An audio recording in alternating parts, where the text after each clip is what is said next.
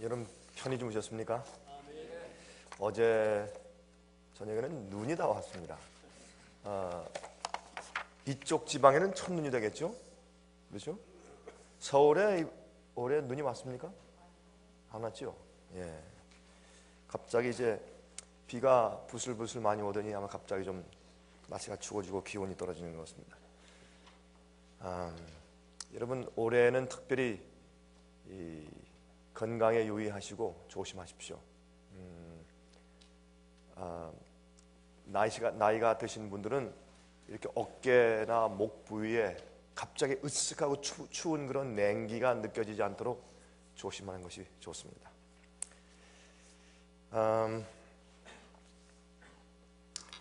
스가랴서 12장 18절에 있는 말씀을 좀 읽어보도록 하십시다. 오늘 제가 여기 있는 말씀들을 해석하진 않겠지만 그 안에 있는 말씀들을 한 두 구절 좀 먼저 읽고 시작하는 것이 좋겠습니다. 스가랴서 12장 18절.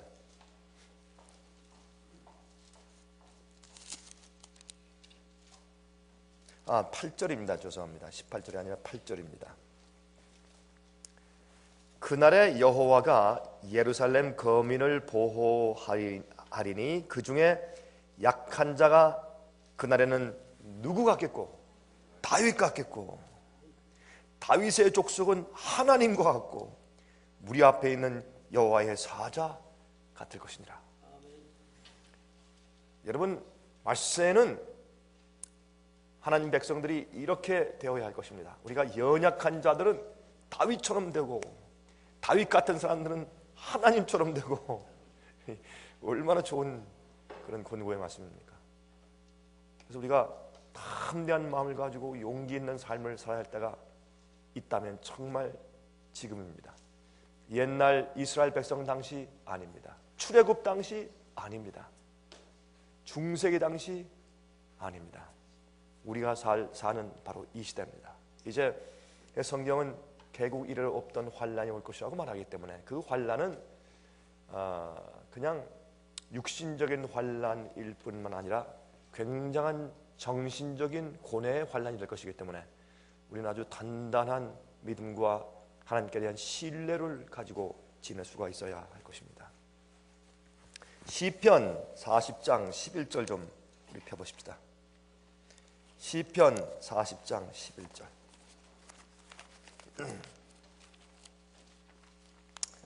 시편 40장 11절. 여호와여, 주의 긍휼을 내게 그치지 마시고 주의 인자와 진리로 나를 항상 보호하소서. 여러분, 이 말씀은 사실은 메시아에 대한 예언입니다. 메시아에 대한 예언입니다.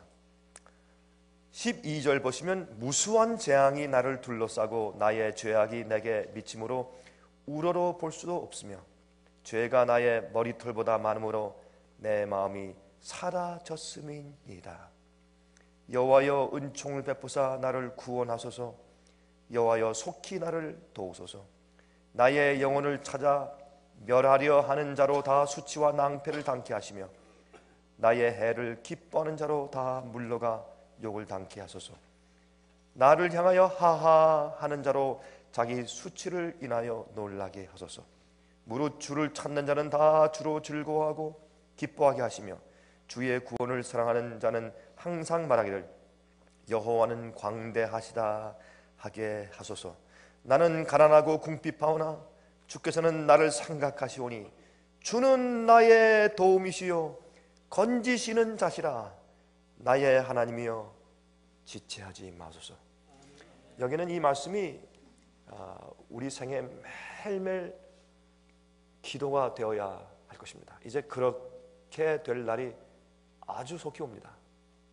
여러분 제 얘기를 꼭 신뢰하십시오. 이러한 기도가 정말 매일매일 우리 가슴 속에서 올라가는 그런 간절한 기도가 될 날이 이제 머지 않은 것 같습니다.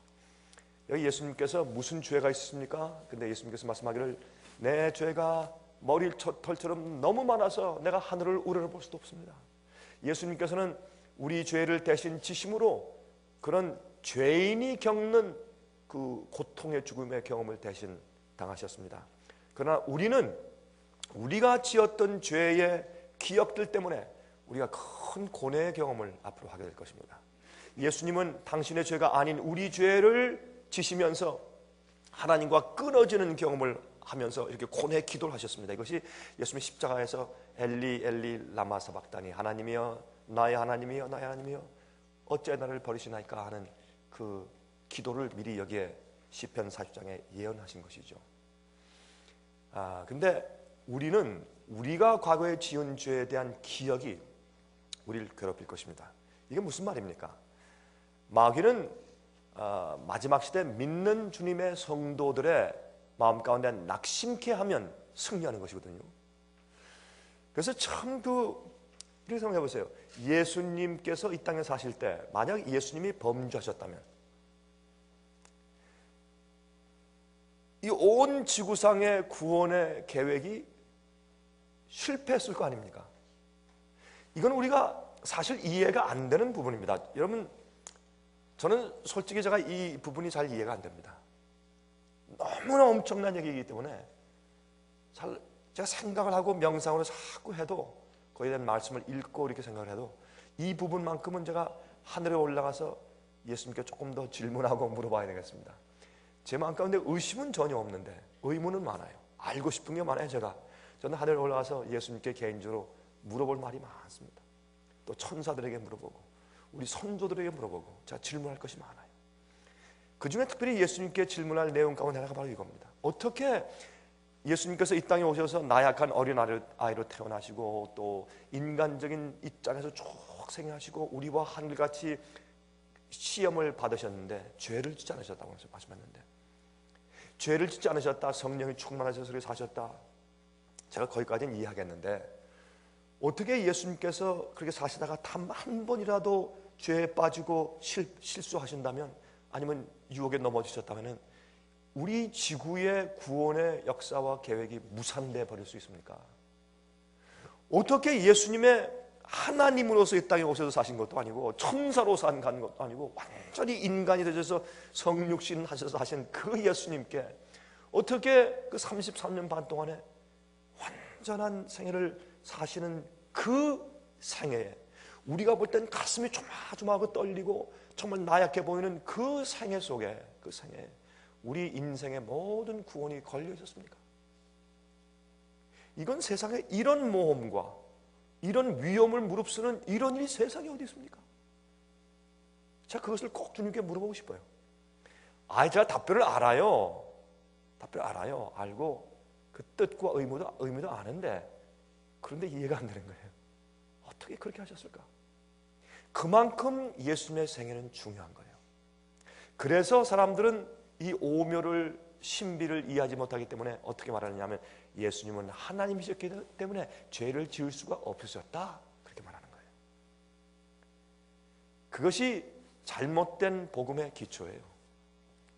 그러므로 우리는 예수님의 그 성품을 우리가 본받는다고 하는 것은 우리가 예수님 같은 죄에 대한 온전한 승리는 우리들에게는 그건 전혀 불가능한 것이다. 그렇게 말하는 사람은 그게 극단이고 광신이야. 그게 율법주의야. 그렇게 말하는 것입니다. 그렇게 얘기를 하다가 또 더 나가고 더 나가면 그러므로 우리는 은혜로 믿음으로만 라는 말씀을 해석할 때 믿음의 의미가 무엇이며 은혜의 의미가 무엇인지를 타협하고 엉터리로 그 정의를 해서 사람들에게 가르치게 되어버린 것입니다. 참 근데 우리는 앞으로 말해요. 예수님은 우리의 죄를 지셔서 고뇌의 경험을 했지만 우리는 앞으로 우리가 과거에 지은 죄를 마귀가 우리 앞에 와서 어떻게 해요? 다 생각나게 할 것이에요. 마지막 부분에 와서. 여러분 이 얘기를 기억하시죠? 마틴 루터가 종교 개혁을 하면서 참 마음 가운데 고뇌 가운데 있고 이게 실패하면 어떻게 하는가? 과연 하나님께서 우리와 함께 하실 것인가? 그런 고뇌 가운데서 골방에서 기도하고 있는데 마귀가 나타났어요. 실제로 나타나서 이 루터 앞에, 루터, 내 죄가 사함받았다고 어림도 없어. 너는 내 손 안에 있다. 그런데 그 앞에 두루마리를 이렇게 들고 있다가 쫙 피는데 그게 피는데 새까만 글씨가 거의 가득 적혀 있어요. 그래서 가만히 보니까 정말 자기가 지은 죄악들이 낱낱이 거기에 기록이 되어 있다. 그래서 절망 가운데 빠지면서 주여 내가 어떻게 하면 좋겠습니까? 근데 가만히 보니까 마귀가 잘 밑에 부분에 손을 다 이렇게 가리고 이렇게 있더래요. 뭔가 글씨 쓴 걸 가리고 있는 것 같아. 사탄아, 예수의 이름을 말하노니 그 밑에 손을 치워라. 그러니까 떨면서 마귀가 손을 치우는데 보니까 그 밑에 있는 글씨에 예수 그리스도의 보혈의 은혜로 다 사함 받았음 그렇게 써 있더래요. 그래서 이 마틴 루터가 크게 용기를 받았다는 이야기가 있어요. 여러분 이거는 간단한 얘기 같아요. 우리 그리스도인들이 예수님의 십자가의 은혜와 보혈의 용서의 능력으로 우리가 이미 다 용서받고 깨끗해진 것은 사실이지. 그런데 우리가 절망에 빠지고 마치 말이죠, 하나님이 더 이상 우리를 도와주시지 않는 것처럼 보이면서 사방에 우겨쌈을 당하면서 악한 자들이 우리를 죽이기 위해서 온갖 무기를 가지고 달려오고 우리 자녀들과 우리 식구들이 속절없이 당장 지금 몰살당해 죽을 지경이 딱 되었을 때, 그때 우리 마음 가운데 있는 신뢰가 흔들리고 하나님께 대한 확신이 흔들리는 찰나가 생길 것입니다. 그것이 야곱의 경험이었습니다. 그래서 우리가 그것을 야곱의 환난이라고 얘기하죠. 야곱은 자기가 과거에 지은 모든 죄를 용서받은 자입니다. 그는 재치있고 꾀를 내서 그렇게 안 해도 하나님께서 그에게 그의 마음 그 장자권을 그렇게 사모하는, 귀하게 여기고 가치를 느끼는 그 야곱에게 그 장자권을 가지고 살게 하셨을 텐데 그냥 급하게 자기 뜻대로 자기의 계획대로 하려고 속였어요. 아버지를 속이고, 그렇죠? 에서 형을 속이고, 그 속이는 데는 하루 종일 걸렸어요. 그렇잖아요?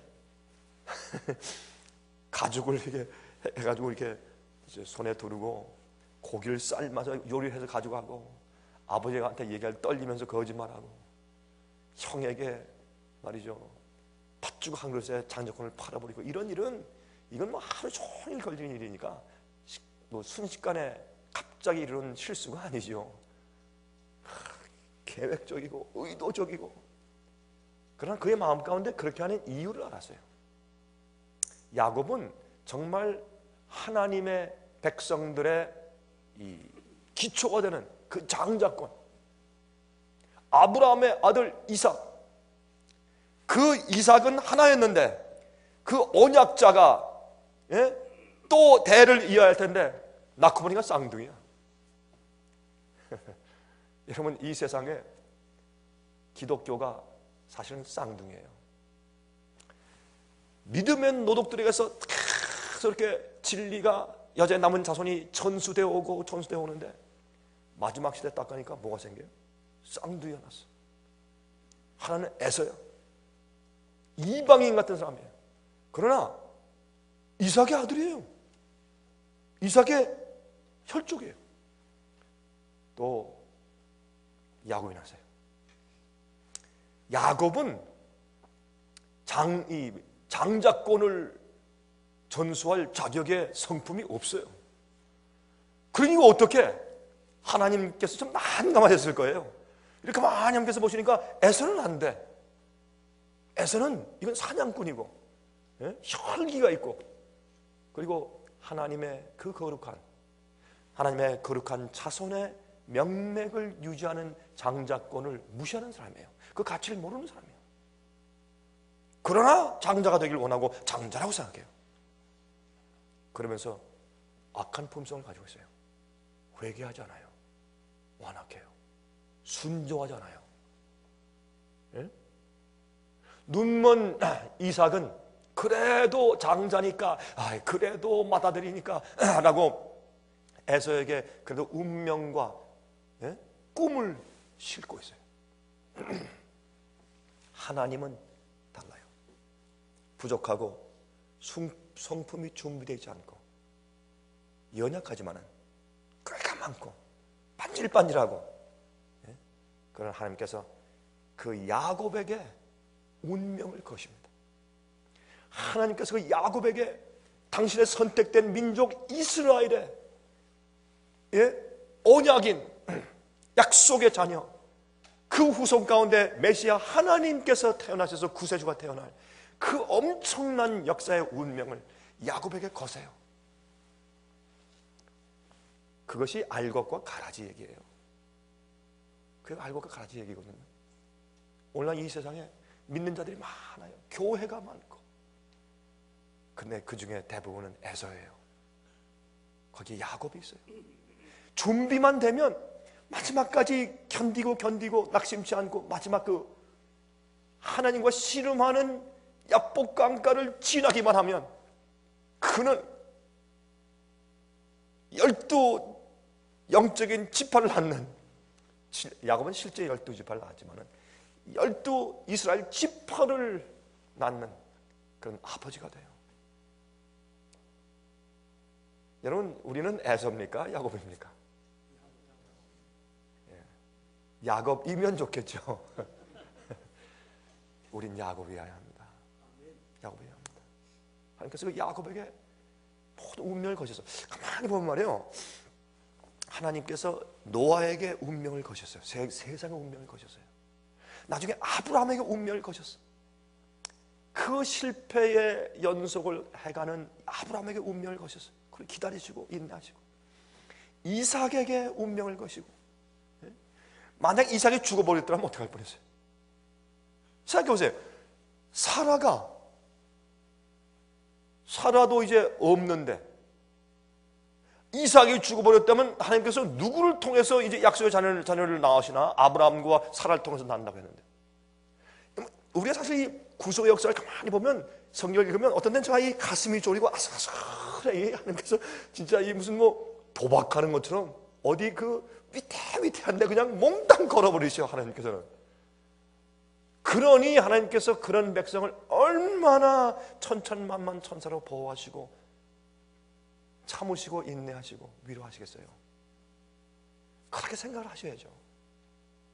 그러니까 우리가 낭망스럽고 어렵고 절망할 때가 있고, 또 우리가 참 마음 가운데 실망을 많이 해도 이걸 기억하세요. 하늘의 하나님께서는 여러분들 각자에게 이 지구의 운명을 거셨어요. 제 말이 잘 믿겨지시지 않죠? 너무나 엄청난 얘기라. 그 안 믿겨지시죠? 에이, 목사님, 난 그저 겨우 하나 구원받는 거지 무슨 세계의 운명을 나한테 거시고 그런 거창한 얘기를 하십니까? 사실이에요. 자, 이렇게 가만히 보면 여러분 그 야곱의 위태위태한 생활을 보면서 우리가 지난 다음에니까 다 이렇죠. 그때 그 야곱에게 하나님께서 몽땅 거셨을 때 천사들이 그걸 보면서 얼마나 마음을 졸였을까. 천사들은 하나님처럼 미리 보는 그런 안목이 없으니까 얼마나, 그땐 성경도 미리 쓰여진 것도 없고 얼마나 천사들이 마음 졸이면서 보았을까요? 그러니 천사들이 말해요, 과연 야곱이 승리하고 성공할 것인가 때문에 얼마나 안쓰럽게 도와주려고 애를 쓸 것이에요. 그래서 막 도와주려고 해서 막 이러고, 그러면 안 돼요 이렇게 한번 하려고, 그래도 하나님께서 가만히 있어라, 그냥 내버려 두어라. 그래서 여러분이 구속의 선악간의 이 대전쟁의 역사는요, 정말 손에 땀을 쥐게 하는 그런 역사예요.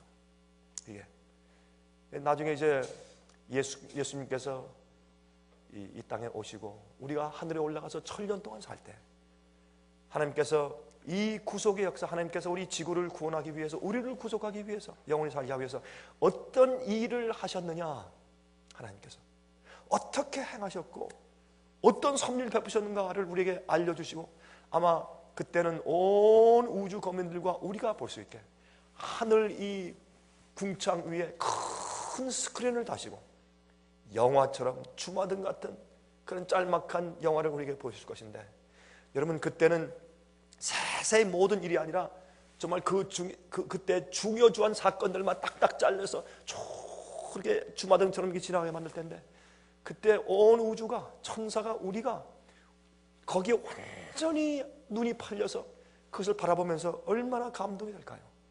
하나님의 그 놀라운 섭리를 보면서. 그래서 우리가 우주 만물과 우리가 찬송 소리가 터져버리는 거예요. 하나님께 찬송을 돌리고 99마리 양을 우리에 두시고 한 마리 잃어버린 양을 위해 찾아오신 목자, 그 얘기가 우리 지구 얘기 아니에요. 그렇잖아요. 이 지구에 찾아온 목자, 우주를 그냥 놔두시고 사실 이 지구 하나 없어도 되잖아요. 안 그래요? 지구 하나 없어도 돼요. 근데 하나님께서 왜 그렇게 하셨을까? 그것도 우리가 잘 이해가 안 돼요. 여러분 이해되세요? 전 잘 이해가 안 돼요. 하나님께서 어쩌면 그렇게 우리를 아끼시고 사랑하시는가? 잘 이해가 안 돼요. 그 부분은 우리가 그렇다 그러고 또 우리 마음속에 가끔 감동이 오지만은 실제적으로 잘 이해가 안 돼요. 어떻게 그렇게 하실 수가 있는가? 그것도 우리가 하늘에 올라가서 영원히 배울 과제 가운데 하나예요. 우리가 하늘에 영원히 가서 있어야 될 이유들이 많아요. 그렇죠? 저는 하늘에 꼭 가야 돼요. 가서 하나님 만나서 제가 직접 하나님 입에서 나오는 답변을 영원토록 들으면서 배우고 싶어요. 좀 배우고 싶어요.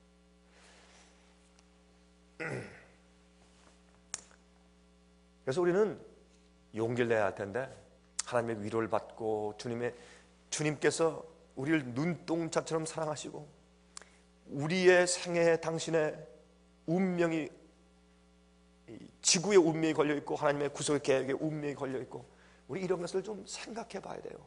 사람이 꿈이 있어야 힘이 나죠. 비전이 있어야 용기가 나고, 내가 지금 살고 있는 내 삶과 이 의미와 목적이 무엇인지를 내가 알아야 믿음이 생길 거 아니에요. 근데 여러분 사람 다 그래요. 아이고, 나 같은 거 나 같은 거 죽어 없어지면 그만이고 이래서 되겠느냐고. 이게 그건 믿음이 없고 하나님과 하나님의 계획을 모르는 얘기죠. 그래서 우리가 넘어졌다가도 발딱발딱 일어나고 7전8기 한다는, 의인은 7전8기 한다는 말씀이 성경에 기록된 이유가, 하나님께서 지구의 운명을 우리에게 거시니까, 그게 여자의 남은 자손 이야기니까요. 네. 자, 이제 열왕기하 6장을 좀 펴서 보겠습니다. 열왕기하 6장을 보시면 여기 아주 재미있는 얘기가 나오거든요. 여기 이제 저를 읽기 전에 우리가 여기 있는 얘기를 먼저 잠깐 간추려 보십시다. 여기에 이 아람 왕과 이스라엘 사이에 전쟁이 있었는데, 아람이 너무 강하니까 이스라엘이 꼼짝을 못하는 그런 입장인데, 그렇게 강력한 군대도 이스라엘 칠 수가 없어요. 왜요? 어느 딱 아람 왕이 군대 장관들과 모의를 딱 한 다음에 이스라엘의 어느 쪽을 향해서 무슨 도성을 먼저 치겠다 하고 딱 가면, 거기에 이스라엘 군대가 거기 집결해서 방어를 딱 하고 있는 거예요. 이거 어떻게 알았어? 그 다음에 한 달 후에 또 어딜 치려고 더 비밀리에 이제 몇 명만 딱 계획해가지고 그쪽 가서 그 도성을 치고 들어가려고 이제 가면 또 거기에 이스라엘 전군이 거기 집결해가지고 방어를 하고 있어요. 이게 도대체 어떻게 된 노릇이냐? 그래서 스파이를 보내가지고 좀 알아봐라. 왕이시여, 우리 가서 스파이 가서 본 다음에 와서 하는 얘기가, 왕이시여, 내가 가보니까 하나 문제가 있습니다. 거기 천군만마가 있는데 한 사람입니다. 누구냐? 엘리사입니다. 엘리사는 선지자가 있는데, 그 엘리사는 왕이 침실에서 꿈꾸고 말하는 것까지 다 압니다. 그러니 우리가 숨길 수가 없습니다. 그 사람 때문에 우리가 이스라엘을 정복할 수가 없습니다. 그러니까 아람 왕이 어떻게 했어요? 알았다. 그러면 엘리사를 치자. 엘리사를 치자. 그래서 하루는 이제 사마리아 성에 어떤 일이 있었어요. 사마리아 성에 엘리사가 있는데, 갑자기 예? 이 아람 군대가 와서 완전히 이렇게 이제 에워쌉니다. 그렇죠? 포위하고 있으니까 아침에 게하시가 그 종이 나가서 보니까 그냥 수많은 병력이 그냥 창칼을 가지고 그다음에 말을 타고서 쫙 그 성을 에워싸고 있어요. 혼비백산한 이 게하시가 달려들어오면서 주인님 큰일 났습니다. 뭐가 그렇게 큰일 나서 그렇게 호들갑이냐. 지금 적군이 우리를 죽이려고 막 이 성을 완전히 둘러쌌습니다. 어떻게 하면 좋겠습니까? 우리 죽었습니다. 이제 도망갈 수도 없고. 그때 엘리사가 웃으면서 말을 합니다. 뭐라고 말합니까? 이것이 열왕기하 6장에 기록되어 있습니다. 14절부터 왕이 이에 말과 사마리아가 아니고 도단이요, 도단. 사마리아 성 가까이 있는 도단이란 적은 성에 이제 엘리사가 있었는데 그 성을 좀 둘러쌌어요. 왕이 이에 말과 병거와 많은 군사를 보내매 저희가 밤에 가서 그 성을 에워쌌더라. 하나님의 사람의 수종드는 자가 일찍이 일어나서 나가보니 군사와 말과 병거가 성을 에워쌌는지라. 그 사원이 엘리사에게 고하되 내 주여 우리가 어찌하리까? 대답하되 두려워하지 말라. 우리와 함께한 자가 저와 함께한 자보다 많으니라. 이게 우리 경험이 돼야 돼요.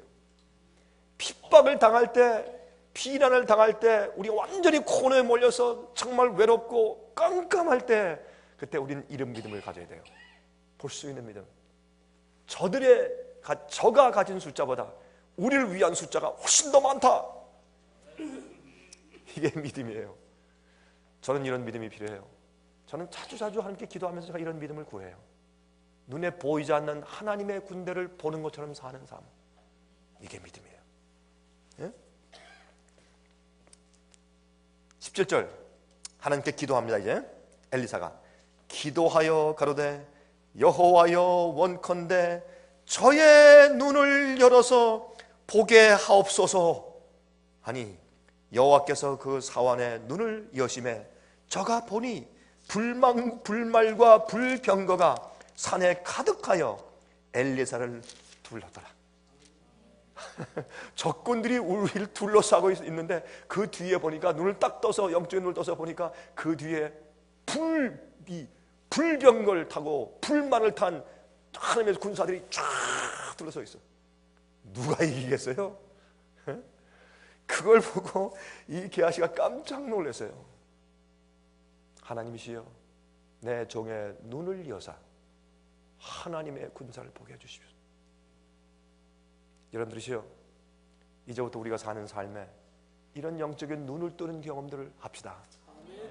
하나님이시여 우리의 눈을 뜨게 하사 이런 절망적인 순간과 입장에 저와 함께한 사람보다 하나님께서 함께하고 우리와 함께한 자가 더 숫자가 많다는 것을 보여주시고 하나님이시여 우리 눈을 여사 하나님의 그 병거를 볼 수 있게 해주십시오. 그것 때문에 우리가 용기가 생기고 믿음이 생기고 우리 사람은 할 수 없어요. 우리 인간이니까 당장 눈에 보일 때 낙심하고 떨리고 말이죠. 가슴이 조마조마하고 그래요.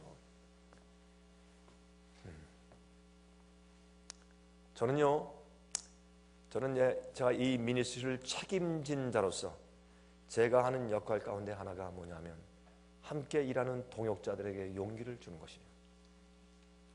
그게 제가 해야 할 제 사명 가운데 하나예요. 그거 쉬운 거 아니에요? 그거 쉬운 거 아닙니다.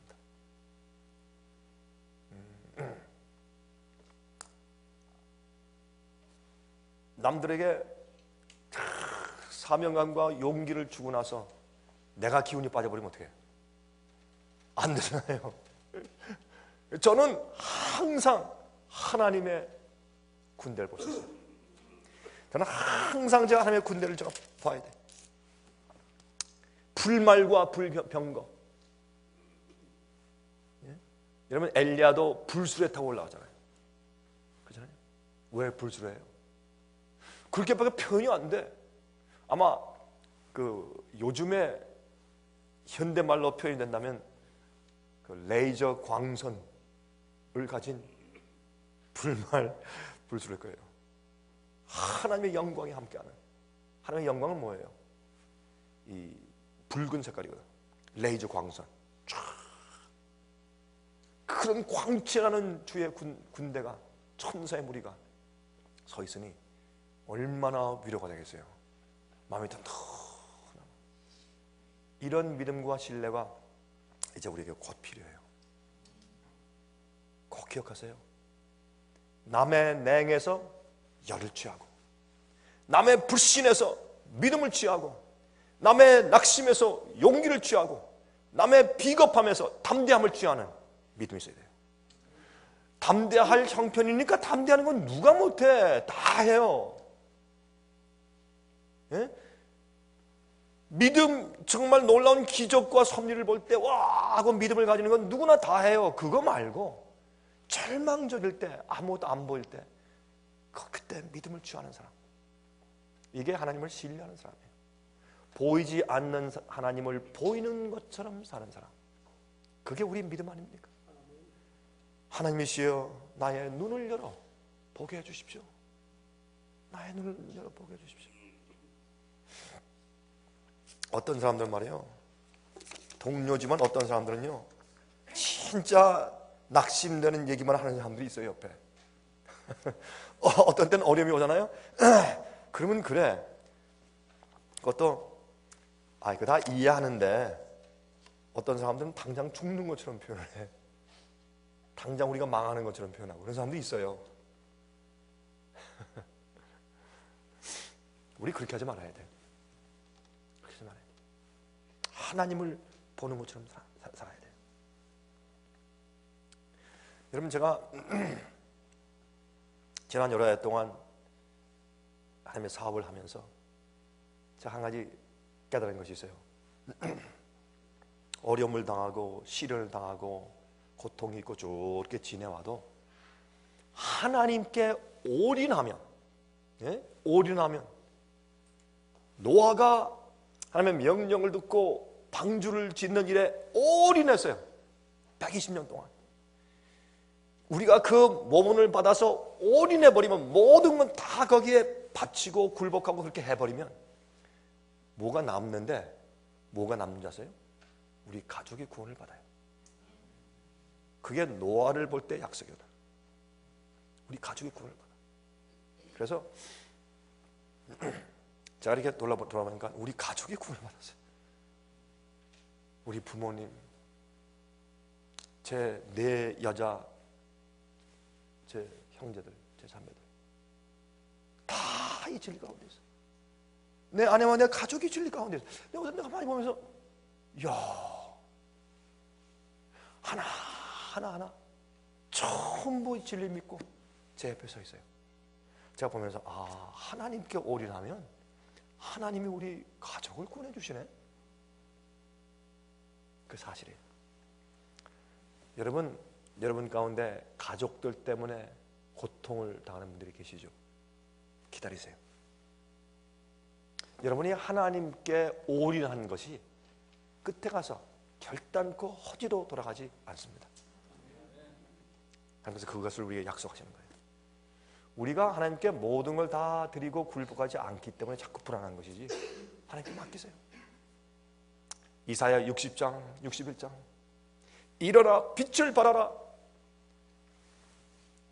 여호와의 영광이 내 위에 임했으니 일어나 빛을 발하라. 내가 빛을 발할 때 열방이 내 앞으로 올 것이다. 열방의 재물이 들어올 것이다. 또 무슨 말씀이 있어요? 내 아들과 딸들이 다른 사람이 없고 내게로 나올 것이다. 떠났던 자들이 돌아올 것이다. 그렇게 말씀하세요. 저는 그것을 믿습니다. 저는 그 약속을 믿습니다. 소망을 가지세요. 눈을 열어서 하나님의 하시는 역사를 보세요. 제가 이번에 LA 지역에 있는 그 미국 교회 가서 이제 집회를 하는데, 집회를 하는 도중에 한 분이 저를 찾아와서 이제 악수하고, 제가 마지막 시대에 사는 성도들의 믿음, 그 예수의 믿음이 어떠한 것이냐, 그래서 그걸 설명하고 설교를 했어요. 그랬더니 이 한 분이 와서 제 손을 딱, 키가 좀 조그만 분이에요. 딱 잡더니 콕 잡더니 울어요. 울더라고. 그래서 좀 이게 눈물을 다 닦을 때까지 기다렸어요. 기다리고 있는데 이 등어를 좀 쓰다듬어 주고 그분이 우시니까 근데 하는 얘기가 강 목사님 제 이름은 아람 마타입니다. 아람 마타. 미국 이름은 아니죠. 저는 이락에서 온 목사입니다. 이락에서 온 목사입니다. 저는 레바논 나라 북부에 있는 교회에서 목회하던 목사입니다. 그곳에는 저희 주위는 완전히 이슬람만 있기 때문에 교회에 가끔 화염병이 던져지고 의자를 만들어 놓으면 와서 다 도끼로 쪼아서 부서뜨리고 가버리고 창문 다 깨버리고 한두 번 경험한 게 아닙니다. 너무 겁나고 무서워. 그래서 사람들이 교회에 오고 싶어도 오지 못하고 예배 드릴 때 항상 보초를 세워야 되고 그리고 교회 오지 못하는 사람 내가 집집 방문하면서 몰래 성경을 가르치고 그렇게 했습니다. 나도 무섭고 두렵고 그렇게 늘 하는데 한 번은 이런 생각이 들더래요. 나 죽으면 죽으리라. 죽으면 죽지 뭐. 그런 마음이 들어가더래요. 그래서 이 목사가 한 번은 교회를 오다가 이렇게 보니까 교회 위에 십자가를 세워놨는데 겁이 나니까 두꺼운 무슨 이런 걸로 딱 쌓아놨어요. 자기들이 이렇게 안 보이게. 십자가 보이면 뭐 난리가 날 것 같으니까 동네에서. 그래서 이제 가다가 보다가 그걸 보고 나서 양심에 가책이 오더래. 야, 내가 죽으면 죽었지 어떻게 십자가를 이렇게 가지고 우리 기나 교회를 하나? 이건 말도 안 되지. 그래서 사다리를 가지고 올라갔대. 올라가서 그걸 다 찢어서 그 다음에 거의 막은 것을 전부 다 이렇게 다 이제 떼어버리고 나니까 정말 녹슬지 않은 십자가 다 나타나서 자기가 올라가서 그걸 천으로 다 광을 내고 닦고 다 한 다음에 내려왔대요. 햇빛이 비치는데 십자가 빛나면서 얼마나 멋있게 보이는지 하나님께 감사 찬송을 하고 하나님이시여 내가 죽으면 죽겠습니다 이제 그렇게 했대 이 목사님이. 그러고서 예배를 드리는데 한 줄 지나도 아무 일도 없어요. 두 줄 지나도 아무 일도 없어요. 한 달 지났는데 아무 일도 없어요. 십자가를 가리웠을 때는 오히려 자꾸 문자 생기고 창문을 깨고 말이죠. 욕하고 막 화염병을 던지고 했는데 한 달, 두 달, 3개월, 6개월, 1년이 지나도 아무 일도 생기지 않았습니다. 나는 그때 강 목사님 난 믿음을 배웠습니다. 믿음이라고 하는 것은 하나님을 신뢰하면서 끝까지 갔을 때 주님의 기적과 섭리가 있는 것이지 내가 중간쯤 갔을 때 80% 90% 갔을 때 하나님의 역사가 있는 것이 아님을 내가 배웠습니다. 제가 그 얘기를 듣고 참 감동을 받았어요. 목사님 저는 이락에서 온 목사입니다. 나는 믿음을 배웠습니다. 여러분들이시여 우리가 이왕 하나님을 믿는데 아예 믿어버립시다. 성경의 약속을 읽잖아요. 그러면 이것은 내 것이다 그렇게 해요. 그렇게 용기 있게 밀고 나가고 응? 그리고 하다가 안 되죠? 기다리세요. 하나님의 섭리를. 그것 때문에 낙심하지 말고 안 된다? 왜 안 됐을까? 하나님 나 기다립니다. 어떻게 하시렵니까? 무엇이 하다가 안 되고 절망스러우면 하나님이 없어져 버려. 갑자기 하나님이 돌아가셨어. 대부분 그러죠. 갑자기 뭐 안 되면 하나님이 죽었어요. 아이고. 그러니까 우리 생애 가운데 뭐가 없어요? 기적이 없는 게 기적이. 기적이 없는 기적이. 우리의 믿음이 하나님께 그냥 완전히 받쳐버리고 그 다음에 이 번전한 위에 그냥 사로워져 버리지 않기 때문에 기적이 없는 거예요. 하나님께서 불안해서 어떻게 우리한테 기적을 베푸시겠어? 요리 빼고 저리 빼고 반질반질하고 믿음이 있다 없다 올라왔다 내려왔다 하는데 어떻게 우리를 통해서 기적을 행하시겠냐고요. 믿음은 올인해버려야 돼요. 거기 아마 내 생을 걸어버리고 목숨을 걸어버려야 돼요. 거기에 그 진리를 알면 그 진리를 위해서 목숨을 걸어버려야 돼요. 그러면 거기 하나님의 기적이 생기는 거예요. 저는 그걸 믿어요. 제가 한두 번 경험한 게 아니기 때문에 저는 여기에 대해서는 자신이 있어요. 여기 서 있는 사람은 연약하고 아무것도 아닐지라도 하나님의 약속, 하나님께서 우리를 통해서 하려고 하시는 계획, 우리가 주신 기별, 또 우리를 통해서 어떤 일을 이제 이루실 것인가 하는 하나님의 섭리, 끝에 이루실 성취, 이게 있기 때문에 우리가 강한 거예요. 우리가 뭐 잘났다고 강해? 전 하나님의 섭리를 믿고 주님의 계획을 믿고 주님께서 마지막에 이루실 그 목표를 제가 믿기 때문에 제가 그래서 제 마음 가운데 믿음이 있는 거예요. 걱정할 게 없어요. 아파? 그래서요. 암이 걸려서? 그래서 뭐 암이 걸리면 죽으면 되지. 안 그러면 주님께서 낫게 해주시겠지. 어제 우리 헌신한테 본 것처럼 그러하시지 아니하실지라도 그러하지 아니하실지라도 뭐가 문제예요? 우리는 너무 연연하고 매달리는 게 많다고 그럴 필요 없어요. 믿음을 가집시다. 믿음을 가집시다. 예? 여러분 조금 다른 얘기 좀 해볼까요? 카터 대통령 때, 지미 카터 대통령 때 미국에서 이 통화량, 미국의 경제적으로 굉장히 어려웠거든요. 그래서 그게 1970년도 초기니까 제가 이 미국에 이민 갈 때가 1975년도 초기에 제가 이민을 갔는데 미국에. 근데 그때 정말 비자 받기가 얼마나 어려운지 몰라요. 너무너무 비자가 안 나왔어요. 그래서 막 비자를 못 받아서 막 애를 쓰고 미국 대사관에 가면 사람들이 그냥 줄을 서 있고 난리가 할 때였어요. 전 그때 그게 왜 그런지 몰랐는데 나중에 미국 가서 살다 보니까 그때 미국의 경제가 굉장히 어려웠었구나. 그걸 제가 나중에 알게 됐어요. 저는 그때 젊었으니까 몰랐고 또 5.1 파동이 생기고 그랬었으니까 이민 비자 안 내려서 그래서 굉장히 어려웠죠. 근데 그때 이 지미 카터 대통령이 실업률이 막 올라가고 문제가 생기니까 그걸 해결하기 위해서 달러를 막 찍어냈어요. 외채가 막 생기고 하니까 빚도 갚고 경기 부양을 하기 위해서 달러를 막 찍어서 다시 말해서 money supply, 통화량의 양을 높였어요. 그래서 그걸 찍었는데 얼마를 높였느냐? 미국 달러가 그 미국에서 이렇게 통화되는 통화량의 13%를 높였어요. 13%. 전체 통화량의 13%를 찍어서 높였어요. 그러니까 조금 있다가 인플레이션이 됐는데 12%의 인플레이션이 돼서 올라갔어요. 물가가 막 치솟고 유가가 막 치솟고 막 그랬어요. 그 당시에 참 어려웠어요. 그래서 지미 카터 대통령이 떨어졌죠. 한 턴만 하고 그가 실패했죠. 물론 이란의 인질들 잡힌 거 그 때문에 문제가 많이 있었지만은 경제적으로 문제가 많았어요. 그런데 재밌는 것은 지금 현재 말이에요. 현재 2008년도와 2009년도 이 2년 동안 조지 부시 대통령의 말기와 오바마 대통령의 초기에 지금 오바마 새 대통령이 들어와서 더 많이 찍었죠. 이 지난 2년 동안 미국에서 경제적인 문제가 있으니까 외채가 자꾸 들어가고 경제적인 문제가 있으니까 달러 통화량을 팽창시켰어요. 그러니까 달러 돈을 막 찍어댔어요. 왜냐하면 외국에 외채가 많으니까 이제 아무도 외국에서 미국에 돈을 빌려줄 사람이 없어요.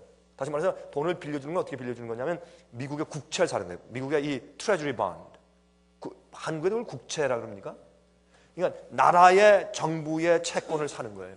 그게 돈을 사니 빌려주는 거죠. 나중에 그럼 우리가 이자를 갚아서 갚게 하다. 2% 3% 이자니까 국채는 이자가 높지 않지만 그러나 2% 3% 나중에 돌려주는데 사람들이 국채를 많이 사는 이유가 국채는 제일 안전하다고 생각하니까. 뭐 기업은 넘어가지만 국가는 넘어갈 수 없으니까. 그래서 국채를 많이 사는 거예요. 그래서 일드가 뭐라 그러죠? 그 이자를 받아서 하는 그 수익률, 그 일드라는데 그 일드가 좀 낮지만은 국채에 사는 게 안전하다고 생각해요. 근데 중국, 한국, 일본, 영국, 불란서, 이태리에서 막 사들여다가 이제는 안 사요. 아무도 미국의 국채를 사는 데가 없어요. 이 중국은 엄청나게 많이 미국 국채를 사들여서 도와줬어요. 왜냐하면 미국이 중국에 빚을 많이 지고 있으니까 무역 적자. 미국에서 한 얘기가 너희들 정말 이럴래? 너희들 이렇게 미국에서 돈 많이 벌어가면서 국채 안 사? 막 위협을 하고 막 그래가지고 국채를 많이 사게 했어요. 미국의 부동산 사게 만들고. 근데 이제는 미국의 경제가 바닥을 치는 게 보이니까 이제 누가 사겠어요? 안 사죠. 여러분, 이 중국이 미국 달러를 가지고 있는 달러의 액수가 지금 2조 달러예요. 2조 달러. 얼마 전까지만 해도 1조 달러인 줄 알았는데 요즘 보고는 2조 달러를 보유하고 있어요. 2조 달러. 이거 어마어마한 액수예요. 와, 굉장한 거예요, 이거는. 여러분 1년 미국의 총 생산량이 15조 달러인데 1년에 미국 총 국민 총 생산량이 15조 달러인데 중국이 보유하는 달러가 2조 달러다. 이건 어마어마한 액수예요. 그래서 그 2조 달러를 갖다가 팔아치워버리든지 어떻게 덤핑을 해버리면 미국은 망할 정도의 그 큰 액수예요. 그게. 그런데 지난 2년 동안에 요즘에 미국에서 이 경기 부양을 하기 위해서 달러를 찍어냈는데 얼마를 찍어냈느냐? 지미 카터 대통령 때는 13%를 증가시켰는데 지난 2년 동안 120%를 증가시켰어요. 120%. 이거 살겠어요? 그래서 제가 볼 때, 야, 이거 어떻게 하지 이제? 저는 경제학자가 아닌데도 너무 눈에 빤해. 이거를 해결하고서 경기가 부양되고 회복된다. 이거는 거짓말이에요. 이건 새빨간 거짓말. 이건 있을 수 없는 일이에요. 그거는 상식적으로 안 되는 얘기지. 어떻게 이게 말이 되는 얘기냐고요. 근데 신문에 뭐라고 나오는지 아세요? 아, 이제 경기 침체가 돌아서서 드디어 회복 시기에 들어섰습니다. 그렇게 신문에 나와요. 그래서 제가 그런 걸 보면서 그래요. 이 사람들이 우리를 바본 줄 아나, 바보 천친 줄 아나. 이게 이런 게 신문에, 아이고 참 이상해. 근데 정직한 학자들은 그 신문에 딱 나니까 대학관에서 그걸 발표하니까 정직한 경제학자 몇 명이 난리가 나서 당신들 우리를 바보 천치로 아시오? 이런 얘기를 다 하요. 막 그렇게 막 강의하니까 내가 그 얘기를 읽어보고 나서 내가 맞긴 막는 모양이구나. 이렇게 정직한 경제자들이 소리를 지르는 거 보니까.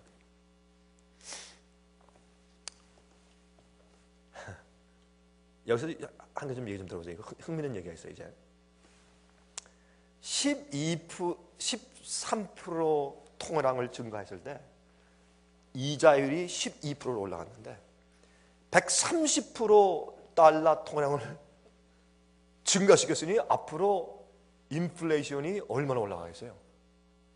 한번 상상해 보세요. 이게 미국의 현실이에요.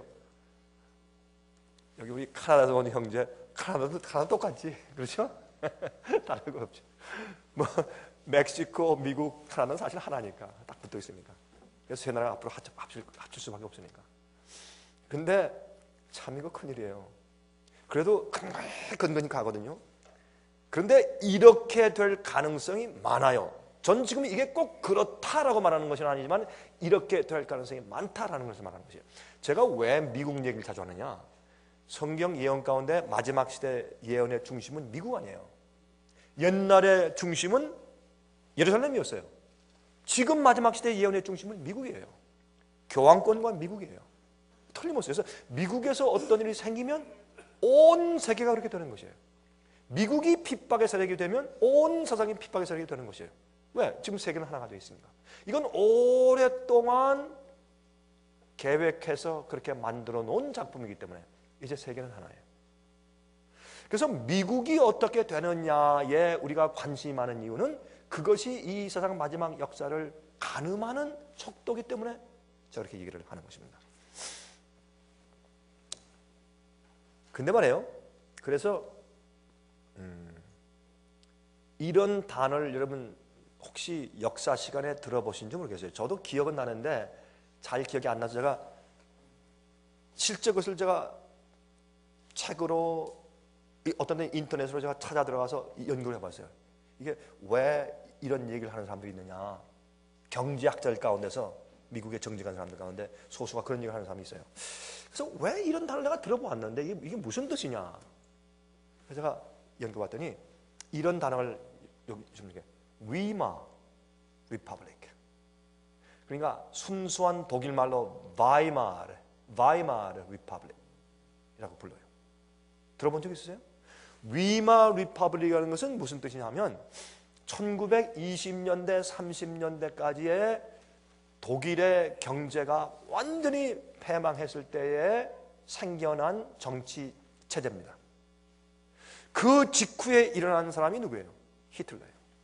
Third Reich, 제3의 라이히, 그 당파에서 일어나서 그 지경에 힘있게 말하니까 그럼 당신이라도 아주 국민이 싫어하는 정당이었어요. 그러나 당신이라도 어떻게든지 이 독일 한번 살려보소 하고 권한을 주었는데 독재자가 됐어요. 600만의 유태인을 학살하는 엄청난 독재자가 됐고, 그뿐만 아니라 독일 사람들 자기 국민들도 압박하는 엄청난 독재자가 됐어요. 근데 이 위마 리퍼블릭 직후에 그런 독재가 생긴 것이에요. 그러면 위마 리퍼블릭은 무엇이냐? 독일이 전쟁하고 그 다음에 또 이게 잘 살다가 경제가 망했어요. 전쟁의 빚 때문에 경제가 망해버렸어요. 미국은 지금까지 이 9.11 사태 이후에 말이에요, 전쟁을 하잖아요. 아프가니스탄과 이락의 전쟁을 하지 않습니까? 이 두 전쟁을 치르면서 하루에 2억 달러씩 뿌렸어요. 하루에. 안 그러면 안 되니까 하루에 2억 달러. 그러니까 하루에 2 빌리언이니까 우리한테는 20억이, 우리 한국 돈은 20억이네. 하루에 20억 달러씩 쳐들어 부었으니까 이게 몇 년 됐으니까 이게 얼마의 돈이? 굉장한 부담이에요. 그렇게 여러분 한번 이 드론이라는 무인 정찰기가 뛰는데 그 무인 정찰기 하나 만드는데 얼마인 줄 아세요? 거기서 폭탄 하나 떨어뜨리는 미사일 하나가 얼마인 줄 아세요? 이 폭탄 하나가 말이에요, 하나에 200만 불, 300만 불, 100만 불 막 이래요. 50만 불 그래요. 그런 것들을 수없이 갖다 쏟아보고서요, 하루에 우리 한국 수치로 한 200억씩 들지, 달러로. 이런 엄청난 짓을 한 거예요. 그래서 이 옛날에 독일이 경제적으로 망했어요. 망했는데, 그러니까 독일 사람들이 빵을 하나 사기 위해서는 말이죠, 구루마로 현금을 싣고 가야 되고, 우표 한 장, 우표 딱지 한 장 사기 위해서는 큰 이 백에다 잔뜩 현금을 싣고 가져가는 그런 이상한 일이 생기게 됐어요. 그러니까 이제 어떻게 해? 그러니까 화폐 개혁을 해야죠. 돈을 다시 찍어야 돼. 이 돈을 못 써. 이건 버려야 돼요. 제가 아까 이 얘기를 하기 잊어버렸는데, 이 통화가 팽창되잖아요. 다시 말해서 달러를 통화하는 그 통화량을 팽창시키고 빨리 많이 찍어냈다. 그럼 이자율이 솟고 물가가 솟기 때문에 살 수가 없어요. 이 서민들이 살 수가 없어요. 그러면 어떻게 해야 돼요? 빨리 중앙은행에서 그 돈들을 다시 회수해 드려야 돼요. 이해하시겠습니까? 그 나간 돈을 다시 회수해 드려가지고 그 팽창된 돈을 자르거나 불태워서 이렇게 그걸 수혜도 하죠. 이게 찢어가지고 폐기 처분을 해야 돼요. 실제 그런 거예요. 여러분 이거 상식적으로 아는 얘기 아니에요? 여러분 처음 들어보셨어요? 아니죠. 그 상식적으로 아는 얘기죠. 그래서 통화량을 많이 불려놓은 것은 그 통화를 빨리 다시 회수해 드려가지고 그걸 잘라서 폐기 처분을 해야 돼요. 그게 경제 기초잖아요. 여러분 저는 이걸 고등학교 때 배운 걸 지금도 기억해요. 그러니까 미국에서의 통화량을, 예를 들어서 이거 봅시다. 통화량이 나갔던 돈을 회수해 드리려면 어떻게 돼요? 이자를 높이는 거예요. 이자를 높여야 되는 거예요. 지금 미국의 통화량을 130%를 늘려놨는데 이자율을 안 높여. 왜요? 이자율을 높이면 부동산 시장이 망하고 주식시장이 망해요. 이자를 높일 수도 없고 안 높일 수도 없고 어쩔 줄 몰라서 가만히, 지금 한국은 이자율이 거의 제로예요. 중앙은행이 각 은행에 빌려주는 그 프라임 레이트이 거의 제로예요. 이걸 높여야 되는데 이거 안 높이면 좋은 거겠죠. 이걸 시간이 오래 가면 오래 갈수록 큰 태산 같은 문제가 쏟아져요. 이게 현재 이제 미국의 문제인데, 그러면 통화를 높이기 위해서 어떻게 합니까? 이자율을 높여요. 예를 들어서 이런 얘기예요. 100불을 빌려줬는데 이자율을 20%로 높이면 나중에 갚으려고 할 때 100불이 아니라 120불을 갚으니까 5분의 1을 더 끌어들이잖아요. 그럼 통화량 가운데 5분의 1을 더 끌어들여요. 나중에 30%를 올려. 그럼 30%를 더 끌어들여요. 이래서 이자를 올려가지고 그 꿔준 돈을 사람들이 더 많이 내도록 만든 다음에 그 돈을 빨리 회수해서 어떻게 돼요? 더 증가한 통화량을 폐기 처분해야 통화가 안정되는 거예요. 그래야 물가도 안정되고 인플레이션도 안정되는 거예요. 근데 미국은 이 도가 지나쳐 버렸어요. 이걸 어떻게 할 수가 없어요. 문제는 보세요. 돈을 다시 찍는다 할 때는 뭐가 담보가 있어야 돈을 찍어요. 옛날에는 금을 담보로 해서 찍었는데 이젠 금의 양도 한계가 있어요. 금도 광산을 캐는 게 뭐 그것도 한계가 있지, 뭐 항상 뭐 금이 하늘에서 떨어져요. 그리고 이 미국에는 금이 없어요. 이제 너무나 부채가 많고 너무나 이 문제가 있기 때문에 중앙은행에 금이 없어요. 그럼 미국에서 먹고 살아야 될 거 아니에요.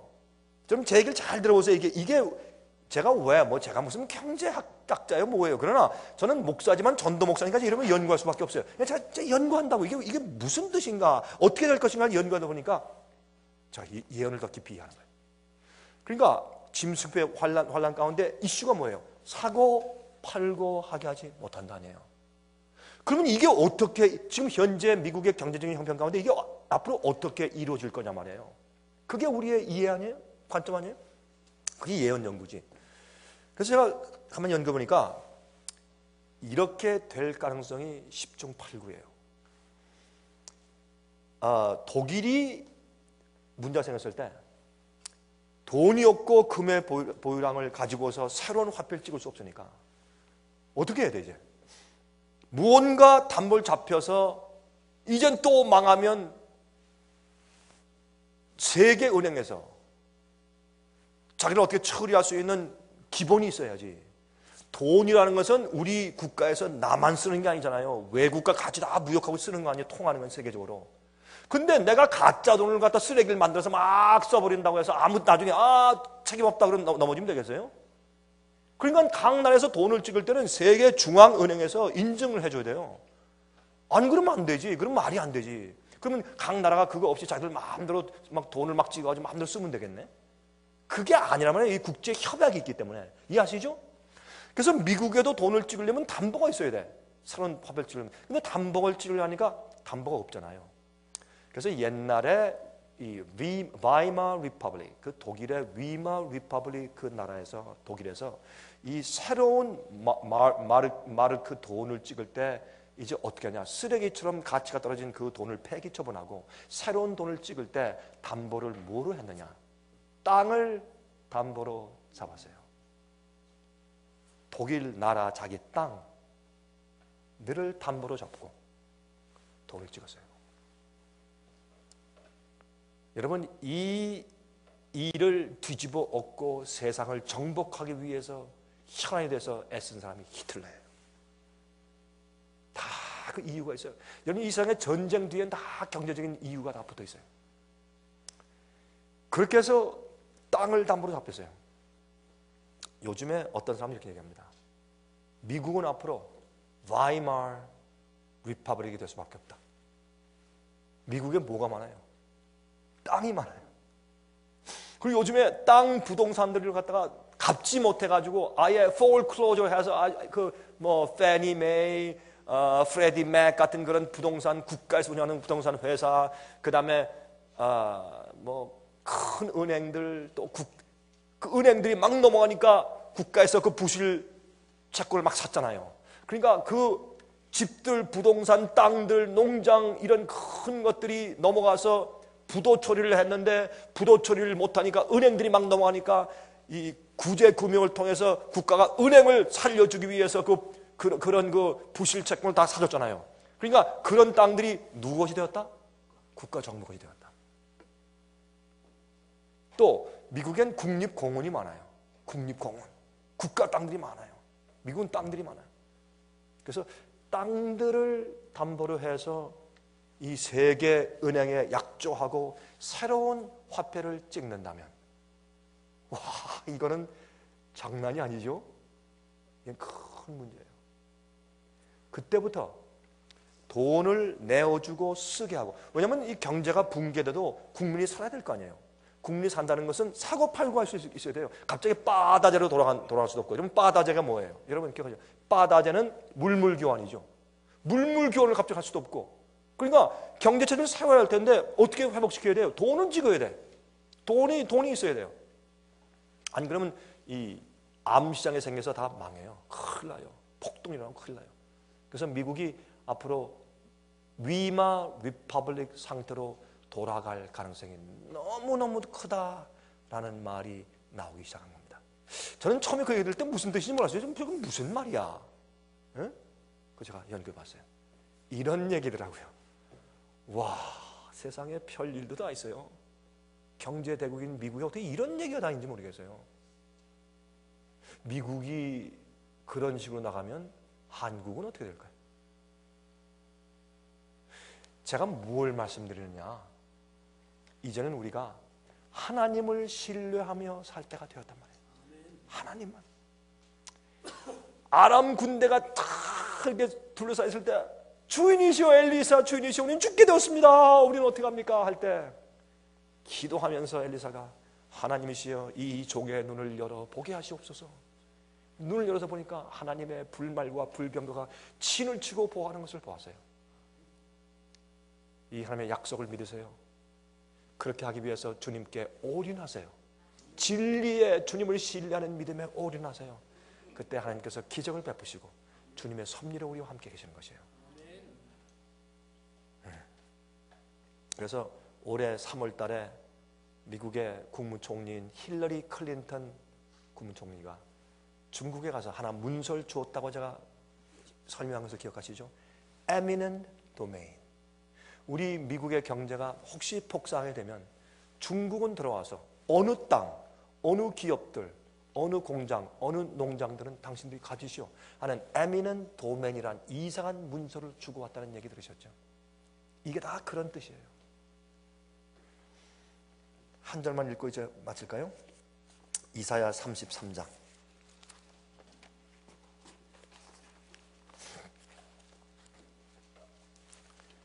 제가요 요즘은요 이런 얘기를 하는 것도 약간 좀 염려가 되는 게, 제가 이런 얘기를 이렇게 강의하고 설교하면 사람들이 자 봐라 강 목사는 사람들을 겁주는 사람이다. 위험한 거 얘기하고 어려운 거 얘기해서 겁주는 사람이기 때문에 거기 가면 빠지니까 그런 말 듣지 말아면 이런 얘기를 얼마나 많이 얘기하는 건지. 아이고 참. 하나님이시여 그들의 눈을 열어 보게 하시옵소서. 그런 기도가 나와요 정말. 아이고 참 답답해. 자, 이사야 33장 14절부터 16절까지.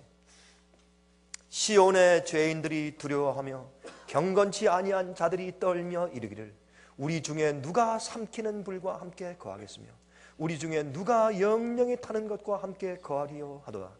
오직 의롭게 행하는 자, 정직히 말하는 자, 토색한 재물을 가증히 여기는 자, 손을 흔들어 뇌물을 받지 아니하는 자, 귀를 막아 피 흘리려는 꾀를 듣지 아니하는 자, 눈을 감아 악을 보지 아니하는 자, 의로운 자죠. 의로운 자. 그는 높은 곳에 거하리니 견고한 바위가 그 보장이 되며 그 양식은 어떻게 되고 공급되고 그 물은 끊치지 아니하리라 하셨느니라. 다시 한번 아멘 합시다. 이게 주님의 약속입니다. 약속을 믿고 살 때가 되었습니다. 하나님께서 우리의 눈을 여셔서 우리가 어려울 때도 우리를 보호하시는 하나님의 섭리와 기적을 보게 하시기를 간절히 바랍니다. 기도하십시다. 자비하신 하늘에 계신 우리 아버지 하나님이시여, 감사하고 또 감사하며 찬송을 드리옵나이다. 어쩌면 우리처럼 연약하고 불쌍한 사람들을 택하셔서 진리의 빛을 알게 하시는지, 또 어떻게 하나님의 마지막 사업을 끝마치시는 그 위대하고 놀라운 사업을 저희에게 거시는지 잘 이해가 안 될 때가 많습니다. 그러나 저희는 주님을 신뢰합니다. 주님의 섭리를 신뢰하고 주님의 약속을 신뢰합니다. 주님은 어제와 오늘과 영원토록 변치 않으시는 분이심을 신뢰합니다. 하나님께서 우리를 사랑하사 당신의 독생자까지 보내심을 신뢰합니다. 우리가 뿌리치고 도망가지 않는 한 절대로 우리를 놓치지 않으실 주님의 사랑을 신뢰합니다. 우리 연약한 자가 믿음을 가질 때 다윗처럼 되고 다윗 같은 자는 하나님처럼 되는 마지막에 그 능력 있는 용사가 될 것을 저는 신뢰합니다.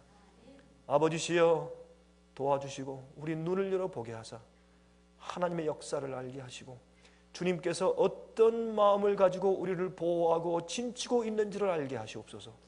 주님이시여 우리가 승리하되 완전히 승리케 해주시고 특별히 어려운 환난들을 통과할 때를 위한 담대함과 믿음과 성품을 주님의 은혜의 역사로 준비시켜 주시옵소서.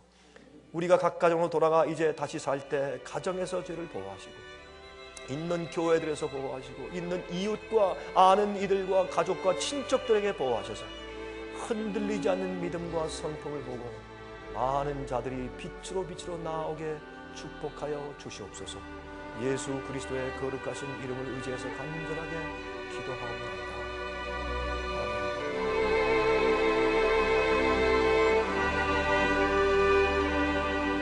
은혜 많이 받으셨습니까? 생애의 빛은 각종 미디어, 즉 출판물, 텔레비전, DVD, CD, 그리고 웹사이트를 통하여 복음을 전하는 미디어 선교 기관입니다. 생애의 빛 선교 사업에 대해서 좀 더 자세하게 알기 원하시는 분들은 웹사이트 www.sostv.net를 방문하시기 바랍니다. 생애의 빛 웹사이트에는 지금까지 나온 모든 월간지와 DVD, 텔레비전 방송물들을 누구나 무료로 보실 수 있도록 준비되어 있습니다. 지금까지 소개해드린 생애의 빛 선교 교재 중에서 원하시는 책자나 DVD가 있으시면 무료 전화 1-877-704-1004번 1-877-704-1004번으로 신청하여 주시기 바랍니다. 미국 동부 시간으로 월요일부터 금요일까지 9시에서 5시 사이에 전화해 주시면 감사하겠습니다. 그럼 다음 시간까지 안녕히 계십시오.